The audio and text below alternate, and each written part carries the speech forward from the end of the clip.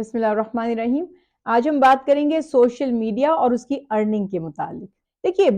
مختلف فیلڈز ہیں، مختلف راستے ہیں، کمائی کے بہت سے ذریعے ہیں، ان میں سے اب آج ایک سوشل میڈیا بھی ہے۔ ڈیپینڈ کرتا ہے کہ آپ سوشل میڈیا پر کیا کام کر رہے ہیں، اس سے آپ کیا پھیلا رہے ہیں، اس کا نتیجہ کیا نکل رہا ہے، آپ کا کانٹینٹ کیا ہے، آپ کا مقصد کیا ہے۔ اگر اس پر نظر ثانی کر لیں، آپ کا کانٹینٹ غیر شرعی نہیں ہے، حرام چیزوں سے متعلق نہیں ہے، گناہ کو پروموٹ کرنے کے لیے نہیں ہے، فتنے کو پھیلانے کے لیے نہیں ہے، نیت بھی آپ کی درست ہے اور وہ کام بھی شرعن اگر جائز ہے، تو اگر وہ سوشل میڈیا ہے تو بھی کوئی حرج نہیں۔ اب ایک ٹرینڈ ایسا آج کل بن گیا ہے اور یقینی طور پر ہم سب اس کا حصہ بن گئے کہ زیادہ سے زیادہ ہماری ویڈیوز دیکھی جائیں، لائک کیا جائے، اور دوسرا اس پہ سونے پہ سہاگا جو انکم وہاں سے آنا شروع ہو گئی کہ آپ کے جتنے زیادہ ویوز بڑھیں گے اتنی زیادہ آپ کو انکم آنا شروع ہو جائے گی۔ یہ ایک ایسی لت ہے کہ یہ میں سمجھتی ہوں کہ وہ جو لوگ ڈرگ ایڈکٹ بن جاتے ہیں نا، اس سے بھی زیادہ خطرناک ہے۔ کئی لوگ اس کی وجہ سے ٹریک سے اتر گئے۔ عام لوگوں سے تو کیا ہی امید رکھنی ہے، میں ان کو تو کسی گنتی میں شمار نہیں کرتی۔ میں تو علماء کرام کو جب دیکھتی ہوں تو مجھے حیرت ہوتی ہے کہ جو لوگ اپنے آپ کو عالم دین کہتے ہیں، وہ بھی اس دوڑ میں آگے نکلتے نکلتے پٹری سے اتر گئے، اور انہوں نے غلط کانٹینٹ ڈالنا،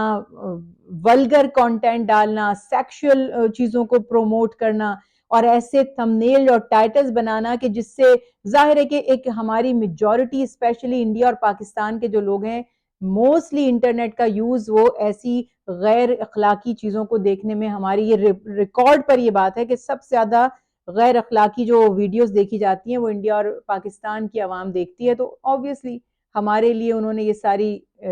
بزنس سیٹ اپ کر دیا ہے، اس میں ہم اس کا حصہ بنتے چلے جا رہے ہیں۔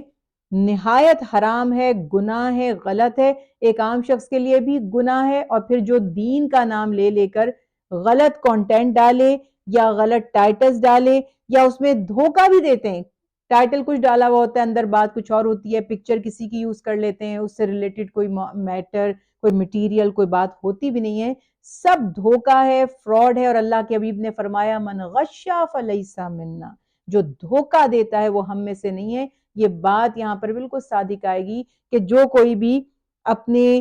ویورز کو بڑھانے کے لیے، اپنی لائکس کو بڑھانے کے لیے، اپنے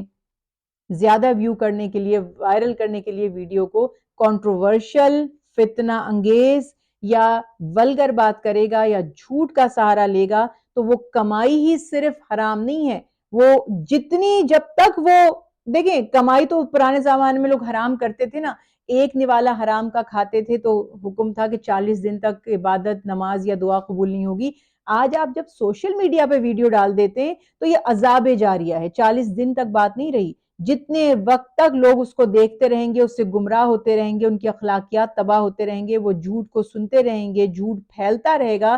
آپ کے نامہ اعمال میں اس کا عذاب کنٹینیوسلی لکھا جاتا رہے گا۔ اللہ ہمیں اس شر سے محفوظ رکھے۔ اللہ سبحانہ وتعالیٰ نے وضاحت کے ساتھ منع فرمایا کہ شیطان تمہیں بے حیائی اور برائی کا حکم دیتا ہے، تو ولگیرٹی، بے حیائی، برائی، یہ حرام قرار دیا گیا دین میں، اور اس کے اپوزٹ جو ورڈ ہے وہ ہے حیا، اور آپ صلی اللہ علیہ وسلم نے فرمایا الحیاء من الایمان، کہ حیا ایمان سے ہے، اور فرمایا حیا ایمان کا جز ہے، اور جس میں سے حیا نکل جاتی ہے تو پھر وہ جو چاہے کرے، یعنی پھر اس میں کوئی خیر باقی نہیں رہتی۔ تو ولگیرٹی، جیسے میں نے آپ سے کہا کہ ایک سب سے بڑا ٹول ہے، کوئی بھی برا سا تھمبنیل لگا دے، لوگ اس کو کلک کر کے ہی دیکھیں گے، اور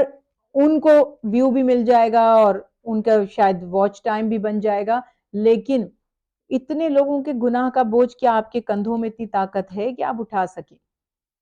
ہمیں تو کھلی اور چھپی ہر طرح کی بے حیائی سے منع کیا گیا، نہ یہ کمائی حلال ہے، اور آپ کا ایمان بھی اس سے ختم ہوا، تباہی ہو گئی، سارا حیا سے ایمان تھا، ایمان جو ہے وہ حیا کا اللہ سبحانہ وتعالیٰ نے فرمایا کہ لازم و ملزوم ہے، حیا نہیں رہتی تو ایمان بھی نہیں رہتا۔ اور اس کے بعد جیسے پہلے بھی میں نے عرض کی کہ عذاب جاریہ، جب آپ نیکی کا کام کرتے ہیں تو وہ صدقہ جاریہ بنتا ہے نا، ثواب جاریہ بنتا ہے، کہ آپ نے ایک ویڈیو ایسی اپلوڈ کر دی آپ مر جائیں گے، دنیا سے چلے جائیں گے، لیکن آپ کے نامہ اعمال میں سالوں تک اجر لکھا جاتا رہے گا۔ اس کے برعکس آپ نے اس راستے کا انتخاب کیا جو آپ کے لیے عذاب جاریہ تھا، اس کو ریموو کوئی نہیں کر رہا، اس ویڈیو کو ڈیلیٹ کوئی بھی نہیں کر رہا، کیونکہ آپ اب دنیا میں نہیں رہے، تو وہ آپ کے لیے عذاب جاریہ بن گیا۔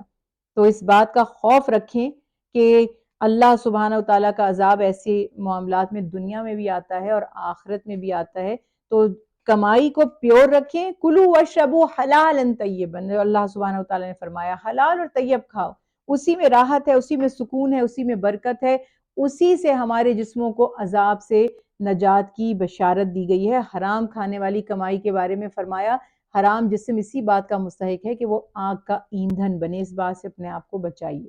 ایک تو یہ بہت بڑی ہماری بدنصیبی ہے، خاص طور پہ کچھ ہمارے کنٹریز میں جہاں کوئی چیک اینڈ بیلنس نہیں ہے، آن لائن جو لوگ چیٹ کر رہے ہیں، پروڈکٹس غلط دے رہے ہیں، کوالٹی کچھ دکھاتے ہیں، بیچ کچھ اور دیتے ہیں، یہ سارے جو معاملات وہ جال سازی دھوکہ دہی کے کر رہے ہیں،